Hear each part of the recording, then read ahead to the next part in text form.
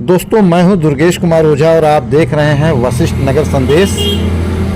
बस्ती जिला मुख्यालय स्थित जेपी लॉन में विश्व मानवाधिकार दिवस पर राष्ट्रीय मानवाधिकार एसोसिएशन द्वारा विविध कार्यक्रम का आयोजन किया गया।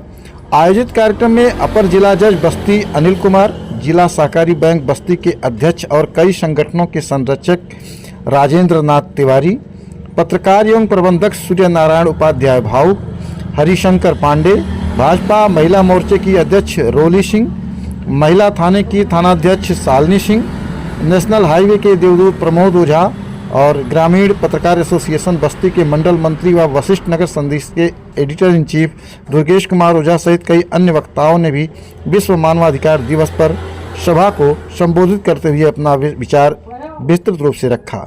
इस दौरान राष्ट्रीय मानवाधिकार एसोसिएशन के चेयरमैन कुलदीप मिश्रा ने आए हुए अतिथियों को अंगवस्त्र और प्रशस्ति पत्र देकर सम्मानित किया।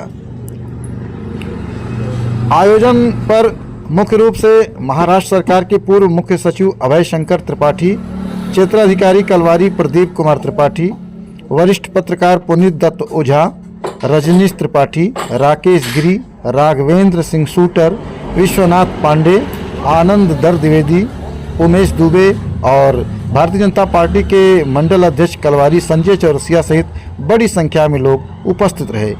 आइए सुनते हैं अपर जिला जज बस्ती अनिल कुमार, जिला सहकारी बैंक के अध्यक्ष राजेंद्र नाथ त्रिपाठी और अन्य मुख्य बिंदु जो है अधिकार क्या है हमारा।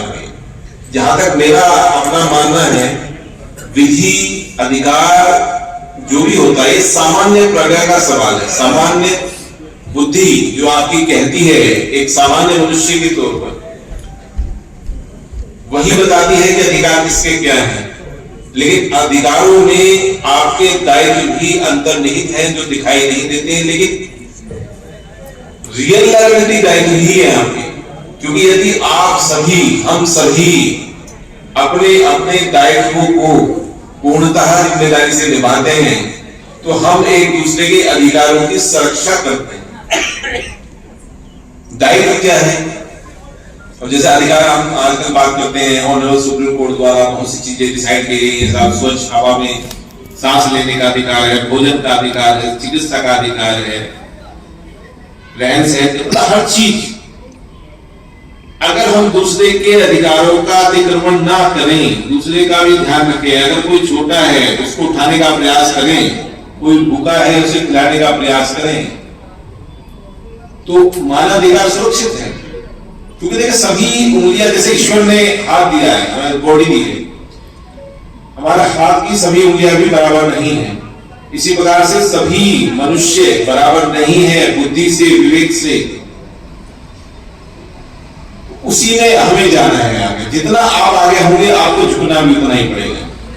हो सकता है आप किसी की सहायता कर रहे हो, कई बार होता है आप गए कई रोड पे चले, किसी को खाने खिलाना है, आप खिलाने लगे, वो खाना खाने के बाद आपको अभद्र भाषा का इस्तेमाल करते हुए कुछ ऐसा कह देता है कि आपके अंदर क्रोध उत्पन्न हो जाता है।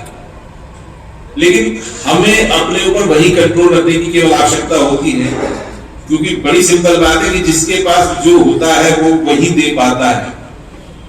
आपके पास विवेक है, प्रेम है, आप दीजिए। किसी के पास नहीं है, कोई बात नहीं, किसी समय तो होगा जब उसको चारों तरफ से प्रेम मिलेगा, चारों तरफ से उसका देखभाल करने वाले व्यक्ति हो, तो वो समझेगा। तो भाई इसी बात पे बहुत ज्यादा वार्तालाप ना करते हुए, ये सिंपल बात है, यही हमें देखना, अपने अंदर देखना। मैं क्या चाहता हूं कि लोग मेरा सम्मान करें तो मुझे भी दूसरे का सम्मान करना। मेरी वजह से किसी का ऐसा नुकसान ना हो जो नहीं होना चाहिए विधि तक। क्योंकि देखिए हम सब काम करते हैं, किसी भी विंग में हो, मान लीजिए पुलिस अधिकारी यहाँ उपस्थित हैं, कोई अपराध होगा, इनको किसी न किसी को करना पड़ेगा, वो कहने लगे साहब मेरे अधिकारों का उल्लंघन होना है। लेकिन जिसके अधिकारों की सुरक्षा के लिए उसको पकड़ा जाना है, वो भी तो उचित है। केवल इतना सा कॉम्बिनेशन। यही लोग बहुत से आप लोग देखते होंगे आजकल, बहुत से कुछ बच्चे हमारे हंगामा करते हैं, साहब मेरा ये अधिकार मुझे मिल नहीं रहा। लेकिन अधिकारों से पहले यदि हम दायित्व समझ गए तो कुछ और समझने की। आश्रम में जाते हैं, अयोध्या दुष्यंत का राजा थे, वहां जाकर के बातें हैं और उनका कहना है कि चारों ओर समय शायद राजाओं के यहाँ राज प्रासाद हुआ करता था। कुछ राज प्रासाद में संभवतः चारों ओर से बड़ी हमारे सीओ सर और यहाँ पर सुदूर क्षेत्र से पधारे हमारे अतिथिगण, सर्वप्रथम मानवाधिकार दिवस पर आप सभी लोगों का स्वागत है, वंदन है। आप सभी लोगों को ढेर सारी बधाई। मैं पेशे से पत्रकार हूं और आध्यात्मिक व्यक्ति हूं। ऊपर परमात्मा है और जितने जीव जंतु हैं सबके अंदर आत्मा है, तो सबके अंदर ईश्वर का दर्शन करता हूं।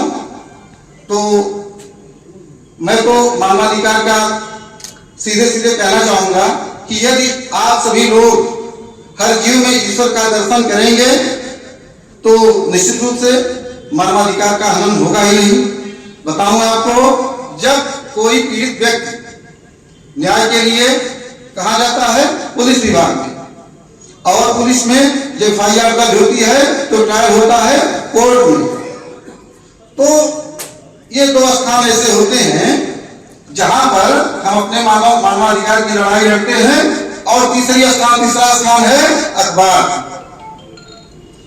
अखबार से लोग अपेक्षा करते हैं कि हमारे पसंद का सच लिखे, और जब एक पत्रकार आपके पसंद का सच नहीं लिखता है तो गाली सुनता है।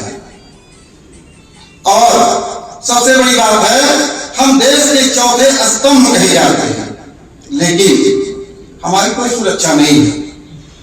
3 स्तंभ को वेतन दिया जाता है, तमाम अधिकार दिए जाते हैं, लेकिन चौथा स्तंभ, इसके भी मानवाधिकार का हनन होता है, जिसकी आवाज कोई नहीं उठाता है। तो मैं तो सर्वप्रथम कहूंगा माननीय चेयरमैन साहब से कि हमारे जो पत्रकार भाई हैं इनका जो मानवाधिकार हनन हो रहा है, इस पर भी आपको आवाज उठाना चाहिए। अभी हमारी बहन जी ने बहुत पीड़ित थी, क्या उनको कष्ट है, पुरुषों के ऊपर बड़ा घाटा कर रही थी। और मैं तो कहूंगा यत्र नार्यस्तु पूज्यन्ते रमन्ते तत्र देवता, जहां नारियों की पूजा होती है वहां ईश्वर निवास करते हैं। बहुत बहुत धन्यवाद, बहुत अच्छा लगा। Thank you.